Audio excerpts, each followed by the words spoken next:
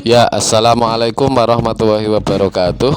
Sebagaimana yang kita ketahui bahwa pemerintah Indonesia akan mengucurkan bantuan langsung tunai sehubungan dengan merebaknya virus COVID-19.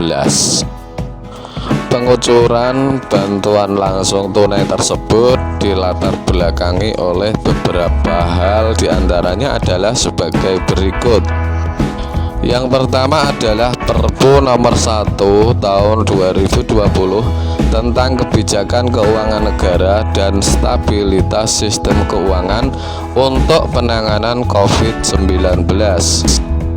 Latar belakang yang kedua, bantuan langsung tunai tersebut diberikan dalam rangka penanganan dampak pandemi COVID-19.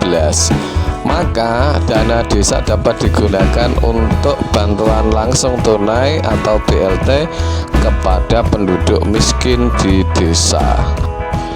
Latar belakang yang ketiga adalah banyaknya jumlah penduduk miskin di perdesaan sebesar 15,15 juta jiwa yang terdata pada tahun 2019.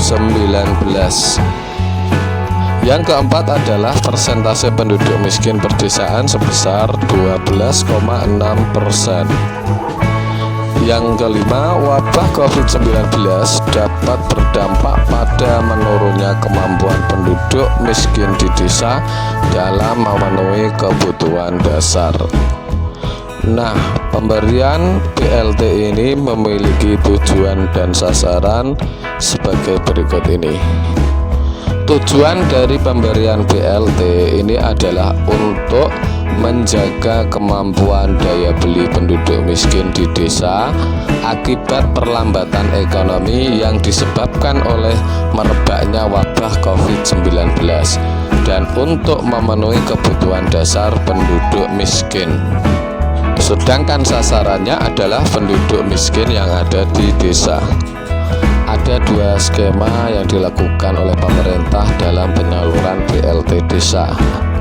Skema yang pertama yakni kepala desa mengidentifikasi data penduduk miskin penerima BLT desa dan disampaikan ke pemerintah daerah.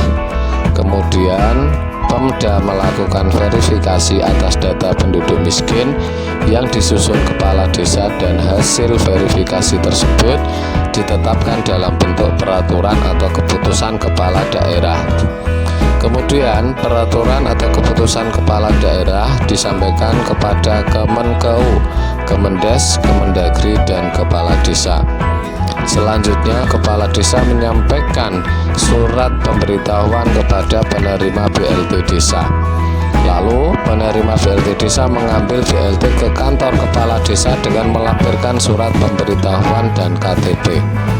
Kepala desa menyalurkan BLT kepada penduduk miskin desa penerima BLT. Kemudian Pemda melalui Dinas BMD dan Kecamatan mengawasi penyaluran dana desa tersebut.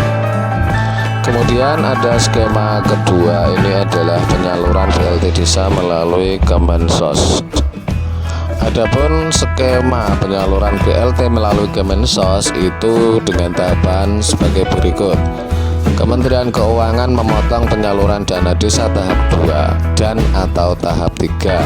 Lalu Kemenkeu menyampaikan permintaan kepada Kemensos untuk menyalurkan BLT desa sebagai tambahan bagi penerima PKH di desa.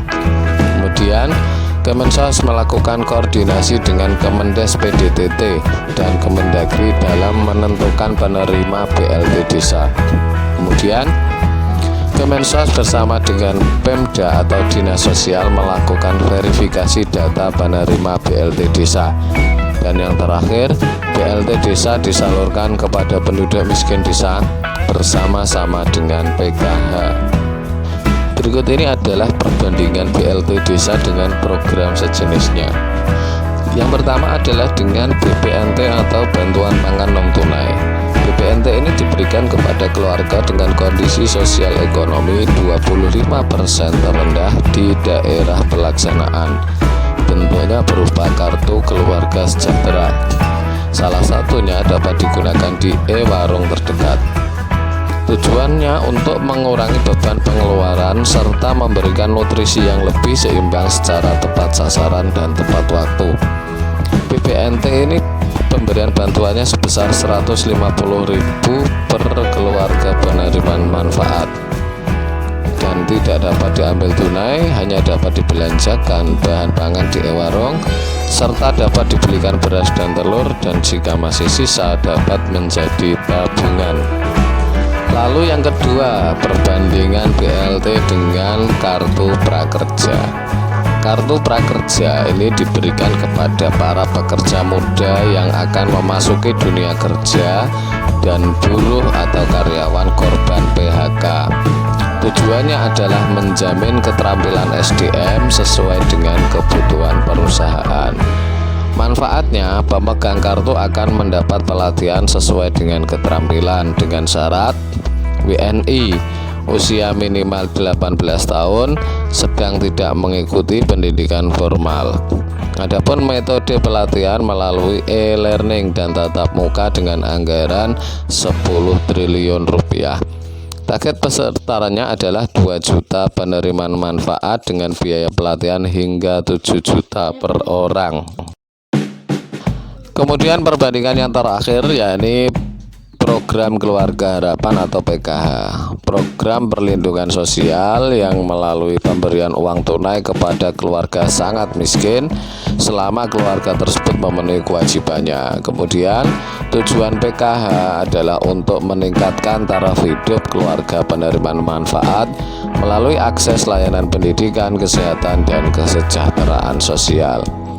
Penerima bantuan PKH adalah keluarga miskin yang memenuhi persyaratan beberapa kriteria, yaitu ibu hamil, anak usia di bawah 6 tahun, disabilitas berat, dan lanjut usia di atas 70 tahun. Keluarga penerima PKH haruslah terdaftar dan hadir pada fasilitas kesehatan dan pendidikan terdekat. Kemudian peserta PKH itu diberikan kartu sebagai bukti kepesertaan dan menerima uang tunai, serta PKH disalurkan ke rekening penerima PKH dalam 4 tahap selama setahun. Nah, demikian tadi informasi yang dapat kami sampaikan. Apabila informasi tadi bermanfaat, jangan lupa untuk klik like dan subscribe. Wassalamualaikum warahmatullahi wabarakatuh.